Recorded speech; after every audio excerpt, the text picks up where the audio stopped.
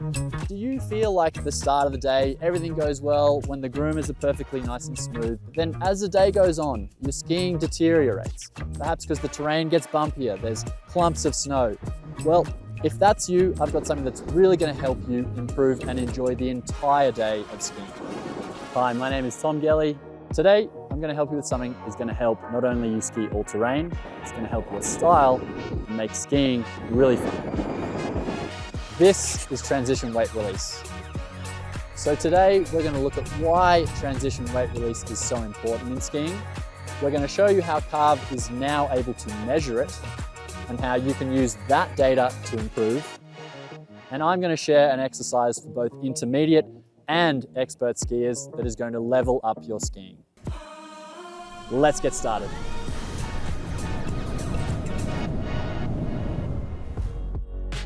Transition weight release is the movement between turns where your skis become light, and it just makes it easier to move from one turn to the next. Let's go for a ski. I'm just going to show you at a really basic speed first.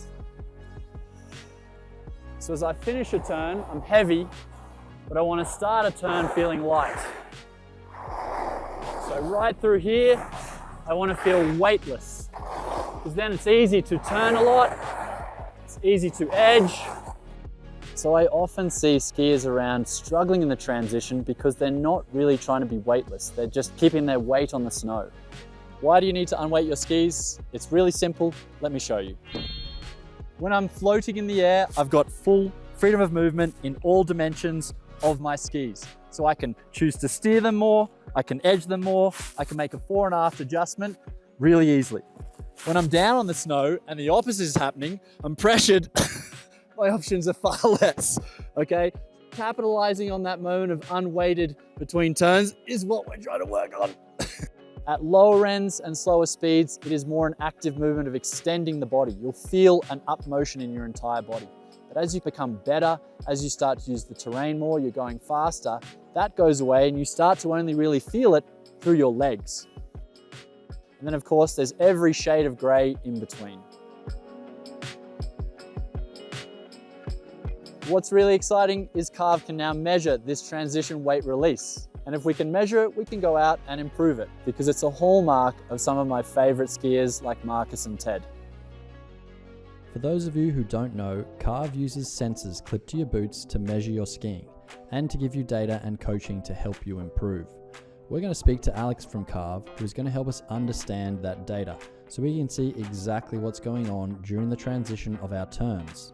Using Carv, we can actually measure the forces going on in your boots as you ski. In particular, we can measure the vertical component of force going through your skis and your boots during the turn. Okay. As people get better, we actually see a really clear trend in Carv's data, which corresponds with increased weightlessness as someone is finishing their turns. On the left-hand side of this graph is the start of the turn, then the middle, and then the end of the turn is on the right. Here we have an intermediate skier, your data, Tom, and Marcus Castan's data. We can see from the graph that intermediates don't actually have very obvious or large spikes in their acceleration vertically, which basically means that they're not actually experiencing a very dynamic upwards or downwards movement through their feet. They're largely skiing in a very static position where their skis are in a steady state as they go through the turn. You are skiing much more dynamically. You actually have in particular a really exciting moment of unweighting at the transition.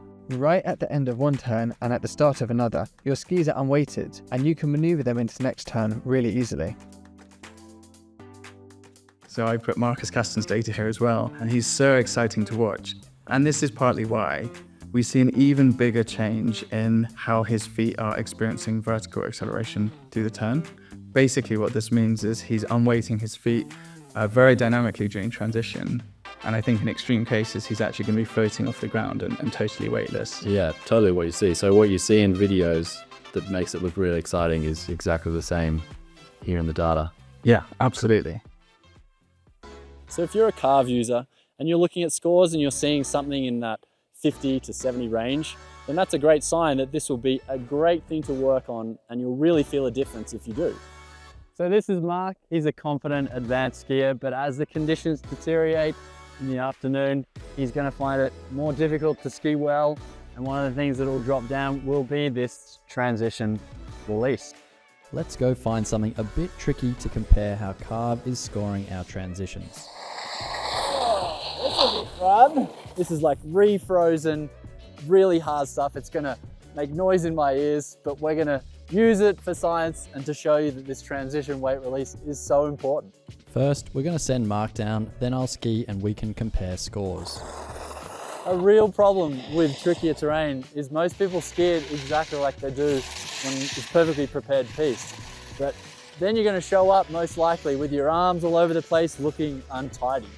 And so a simple way to fix that is be unweighted. You've got no interaction with the snow. You can be tidy in the air and interact with the snow for a shorter period of time. So I'm going to focus on feeling weightless between turns, not the crunchy part, the floaty part. And kind of still making it fun.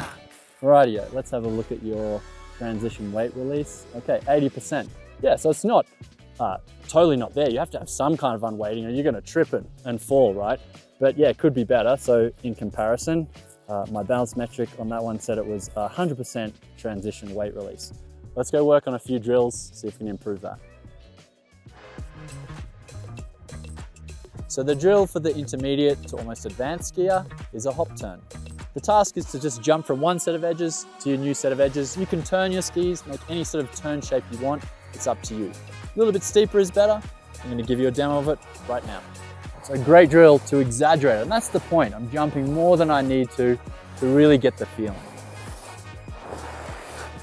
Really important, you get the whole ski off and even the tails, because your tail is what often catches. So I'm going to have a look at my Carv scores after doing the hop turn drill. Click into balance and transition weight release, 100%. So you should try this one too and see what it shows up with your Carv scores. Now let's get on the chair and I want to show you the more advanced one. So I'm actually going to put Carv into real-time audio feedback and choose the transition weight release as a metric I want to hear. It's not so much a drill, it's more of a concept. So really all you're trying to do is still be light between your turns, but instead of your whole body moving up and you're feeling this up motion like we practiced before, it's really only going to be from the legs down. So my feet are going to come up like this and change edges. Up, change edges, over to the other side. I'm going to feel how effective that movement is in my ears as Carv talks to me. Okay, Tom, let's ski. 93%. So soften my legs. 100%. Soften. 100%. In the transition. 100%. Yeah. 100%. 90%. Makes me go faster. 100%. A few little bumps there to help. 100%. 100%. 100%. Oh, that was fun. Really fun. And with the feedback in my ears, could kind of get a good idea of, yeah, 100. So using a totally different movement pattern, it does feel really light between the turns, but compared to the sort of slower, lower level, I feel like my body is trying to take a more direct path. So my legs just have to work like crazy. So if you feel like you don't do that with your legs, work on this drill concept idea. It's going to help you towards making turns like that down there. Now I wouldn't have this in my ear every time I ski, but for a drill, this is perfect to get you the right feelings, then you're off to the races.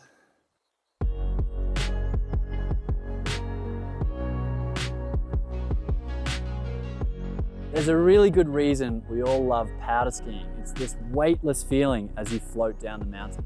But it doesn't always have to be in the powder. If you can master this transition move, you're going to enjoy the similar kind of feelings on the piste, off piste, and in the moguls. So now your day is going to be extended. You're going to have fun skiing in rougher, off-piste terrain. You're going to open up more parts of the mountain. And for you advanced skiers, I can remember back watching some of these awesome skiers ripping around and wanting to do the same thing and wondering what is going on. And when I figured out that a lot of it to do is this transition, being light with both of my feet there, a new whole world opened up. It was so fun in every type of terrain. So it's that simple. Get out this winter and start working on your transition. I hope you found this video really useful and it's going to help you improve your skiing this winter. I've certainly had a great time filming this content for you. If you have any questions, please leave them in the comments below and we'll do our best to answer. Otherwise, until next time, have a great day.